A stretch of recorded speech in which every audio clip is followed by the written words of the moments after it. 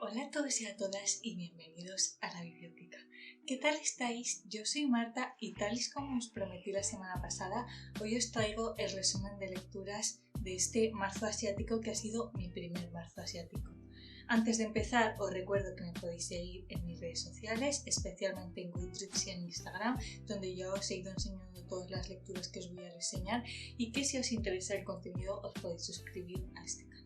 Para los que no lo conozcáis, aunque ya no lo conté en el anterior vídeo, el Marzo Asiático es una iniciativa creada por Mogratajos Tiernos que lo que consiste es en este mes de marzo intentar llegar a literatura de países asiáticos que se salgan un poco de nuestra zona de confort, tanto en torno al país del escritor como en cuanto a contenido, para abrirnos un poco a estos países que normalmente solemos tener tan olvidados.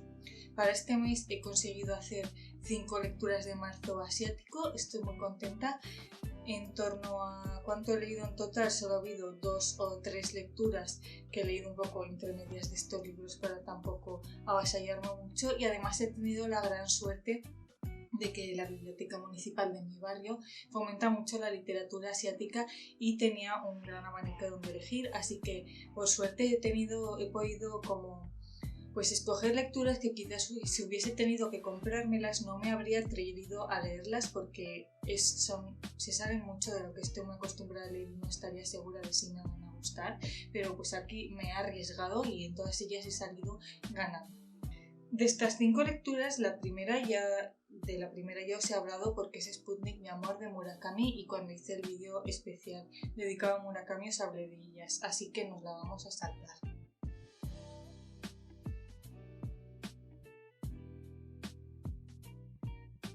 Y la primera de ellas es Almendra, escrita por Kim Ji-yeon, que es una autora de Corea del Sur. En este libro vamos a ver la historia de Yoon-jae, que es un niño que tiene alexitimia. La alexitimia es una enfermedad que consiste en que cuando eres pequeño no se te desarrollan bien las amígdalas del cerebro, y esto tiene como consecuencia que tú no puedes sentir las cosas. Es un niño que no sabe lo que es la alegría, que no sabe lo que es el miedo ni la tristeza, y que por tanto tampoco sabe cómo comportarse cuando ve estas emociones en los demás. Por ejemplo, cuando ve a un niño que está llorando, no sabe que tiene que ir a preguntarle qué le pasa porque se siente indiferente ante esta situación. Es un libro que no sabía si me iba a gustar porque también se sale... Un segundo. Perdón. Es un libro que no sabía si me iba a gustar porque se sale un poco de lo que estaba acostumbrada, pero la verdad que me ha gustado mucho. La verdad que es un libro que siendo precisamente que el protagonista no puede sentir cosas, todas las cosas que no puede sentir te las hace sentir a ti. Cuando es pequeño vive con su madre y con su abuela, que le van enseñando un poco cómo tiene que actuar ante ciertas situaciones para poder desenvolverse él solo, pues este tipo de cosas. Si ves a alguien que te está amenazando, como no sabe lo que es sentir miedo, tienes que echarte a correr. Si ves que alguien está siendo cariñoso contigo, le tienes que intentar devolver el cariño. Este tipo de cosas, con lo cual la primera parte te da un poco como en cierta parte de ternura o de alegría, de cariño, porque aunque esté sufriendo una enfermedad, le ves pues que tiene un colchón donde caer, que tiene una familia que le está cuidando. Pero en la segunda parte del libro le vamos a ver pues cuando ya está solo, afrontando una adolescencia él solo, intentando aprender a vivir con esta enfermedad cuando ya se está olvidando todo lo que le han enseñado su madre y su abuela, y le vemos aprender por un lado a gestionar las emociones de tristeza, ira, porque como podéis imaginaros, ser adolescente con esta enfermedad en un instituto pues se le hace un poco suplicio, y por otro lado también cómo intenta entender el amor a partir de la atracción que siente por otras personas.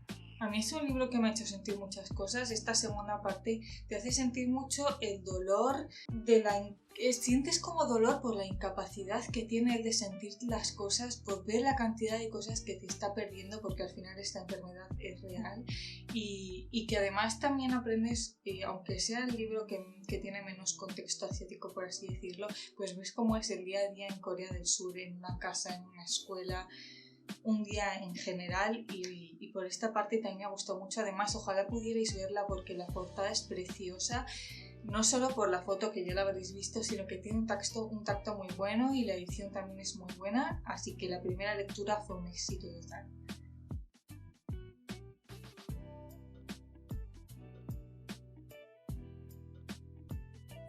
Mi segunda lectura fue Los desorientados de Amin Maalouf, es un autor afgano. Esta novela me la recomendó mi amigo Abraham, al que le mando un beso desde aquí porque me ha gustado muchísimo, y es la historia de las consecuencias de la guerra civil del Líbano de los años 70. El autor precisamente nació en el Líbano, aunque pasó sus primeros años en Egipto, pero después vivió la mayor parte de su vida en el Líbano, hasta que él mismo en el año 75 tuvo que exiliarse por la guerra civil y pasó a vivir en París. Esta precisamente es la historia de nuestro protagonista, de Adam, que también tuvo que exiliarse a París durante la guerra civil, y el contexto en el que vamos a ver la novela es el de un grupo de estudiantes universitarios, una cuadrilla de estudiantes con ideas muy revolucionarias para el país, muy comunistas, marxistas, súper progresistas, y de cómo de repente llega la guerra. Obviamente algunos mueren, otros se exilian, otros se quedan, y este libro está ambientado pues en el presente, en los años, creo que son los años 2000, cuando ya han pasado 30 años de la guerra, y pues puedes ver que de los supervivientes qué es lo que ha pasado con cada uno. Y es que la novela se sitúa en el presente cuando el jefe de la cuadrilla, por así decirlo, y que era el líder, está en su lecho de muerte y llama a nuestro protagonista para que vuelva al Líbano con él. Cuando llega, el chico este ya ha muerto, entonces decide hacer como una especie de homenaje, de reencontrar a la cuadrilla todos en el Líbano y poder homenajear la muerte de este amigo. No habla tanto en sí de la celebración, sino de cómo la va preparando y cómo se van reuniendo entre ellos. Lo importante de esta novela, desde mi punto de vista, no es tanto la historia, sino el trasfondo que tiene. El Líbano es un país con una mezcla cultural increíble, no solo ahora después de la guerra, sino también antes. Es un país en el que conviven todas las religiones posibles y en el que podemos ver cómo como durante la guerra muchos de ellos fueron a diferentes países, algunos huyeron a Europa, otros huyeron a Sudamérica y otros se quedaron allí. Después de la guerra, cuando hay mucha gente que vuelve, pues cada uno tiene una mezcla cultural enorme este libro, y habla muy bien de cuáles son las consecuencias de la guerra más allá del hambre y la pobreza. El contraste de la guerra, de cómo son las ciudades antes y después, de cómo son los sentimientos de la gente, las acusaciones que se hacen entre ellos, porque después de la guerra pues todos son juicios a tus propios amigos de cómo han actuado, juicios a los que se han exiliado, y las dificultades de intentar volver a reunir a la familia y a los amigos 30 años más tarde. Es un libro además muy guay porque tiene una estructura muy diferente a la que estamos acostumbrados. Por un lado tenemos el desarrollo de la novela normal, nos lo está contando todo bien, pero por otro lado el protagonista, cuando vive toda esta época de cambios de vuelta a su país natal, para intentar como asimilar mejor todo lo que le está pasando, lo va escribiendo en un diario. Y además pues están las cartas y los emails que se manda con su esposa y con los amigos para organizar el reencuentro, con lo cual la estructura mezcla tanto novela como cartas como diario, y es algo muy curioso. Es una novela súper valiente que la haya podido escribir. Desconozco hasta qué punto es autobiográfico, más allá de la parte del exilio y de la parte en la que habla de Egipto. Yo creo que quizás haya cogido más ideas autobiográficas que hechos en sí, porque es un libro muy reflexivo y que además tiene unos personajes súper maravillosos. Yo desconocía bastante la historia del Líbano más allá de lo básico, y también me ha hecho aprender mucho sobre la creación del Estado Islámico, sobre las diferencias culturales entre los progresistas y los conservadores después de la guerra, y por eso la verdad que también os lo recomiendo mucho. Tiene un final súper apoteósico y me parece una muy buena novela.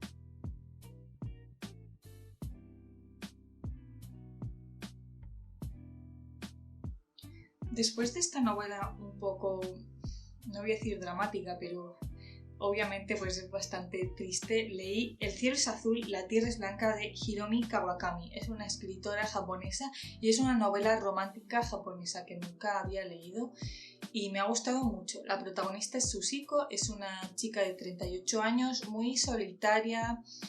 Me parecía un poco como deprimida y débil emocionalmente, y de lo que nos cuenta es cómo se va encontrando en una taberna semanalmente por casualidad con el que fue su profesor de japonés, que se llevan creo que 20 o 30 años, y cómo de tanto ir coincidiendo de forma casual forman un vínculo entre ellos que termina descendiendo en una dependencia emocional entre ellos, y a partir de ahí empiezan ya a quedar de forma frecuente. No diría tanto una historia de amor porque no lo es, pero sí como una historia de cariño, eso de dependencia, de cuidarse el uno al otro y de preocuparse el uno por el otro. Tiene esta forma tan sutil que tienen los japoneses de ir haciendo evolucionar los sentimientos de los personajes. Es un libro de solo 200 páginas o algo así, y que si comparas un capítulo con el anterior no se percibe casi diferencia en la relación entre ellos, pero que cuando lo has terminado ves el libro en su conjunto y te emociona mucho ver cómo han crecido todos estos personajes. Este libro lo he visto varias veces recomendado, y en todas ellas lo recomiendan como la mejor novela romántica, historia romántica maravillosa, perfecta. A mí no me lo ha parecido. Vamos a hablar un poco de esto, me parece muy importante. Es una historia bonita y romántica dentro del marco en el que está. Histórico, sociocultural, contexto, estamos en Japón. No estoy segura de en qué época es porque ya lo leí hace tiempo. Quizás sean los años 90 o algo así. No lo sé, quizás me equivoqué. Y eso que al final es una historia romántica en Japón, en los años 90, de unas personas que se llevan 30 años, con lo cual, si esta novela estaría ambientada en Europa en el siglo XXI, nos parecería muy machista, porque tiene comportamientos bastante machistas. Al final, el profesor con ella termina siendo bastante posesivo. Tiene ciertas actitudes hacia ella, como por ejemplo que no le deja que ella misma se sirva su propia bebida, que no se vista de tal manera, que no pueda ir sola por la calle por la noche, cosas de este tipo. Como él es el maestro y ella es la alumna, también tiene como esta sensación de superioridad, de que tiene que estar enseñándola todo el rato porque ella es una ignorante, con lo cual a mí me da bastante rabia en sí leerlo, pero que lo que digo es que cuando pones el libro ya en su contexto, tanto en país como en época, sí te termina pareciendo una historia romántica maravillosa, es muy fácil de leer, es muy cortita y la recomiendo. De hecho diría que es mi favorita de las que...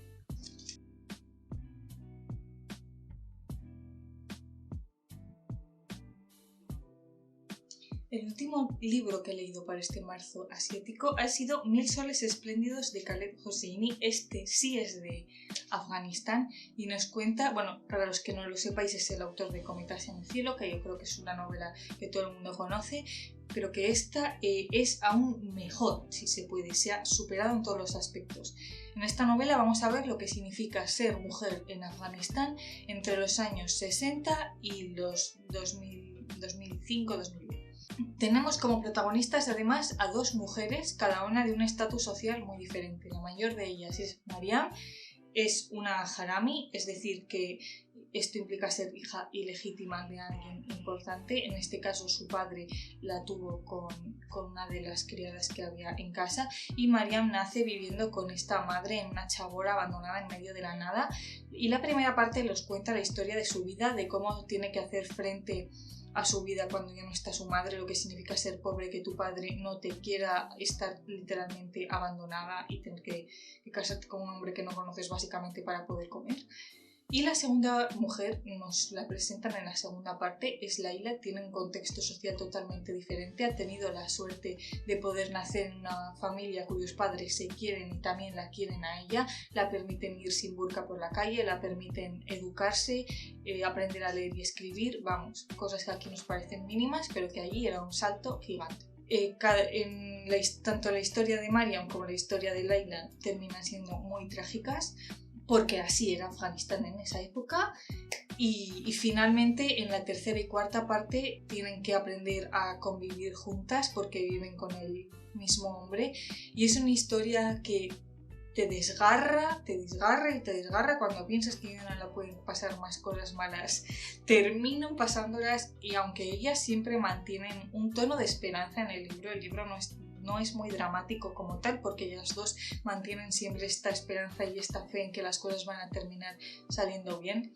Desgraciadamente no salen bien, porque además estamos en un periodo histórico de muchos conflictos, con lo cual se van acumulando los unos con los otros y como que no ves el final de que se quede ya por fin la historia un poco tranquilita.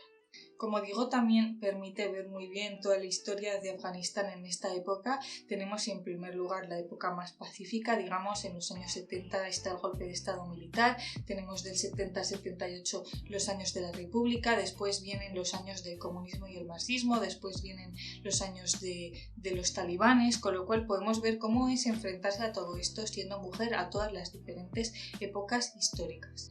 Es un libro que me parece súper necesario, que está muy bien escrito y que te hacen querer mucho a todas las personajes y bueno, algunos hombres también.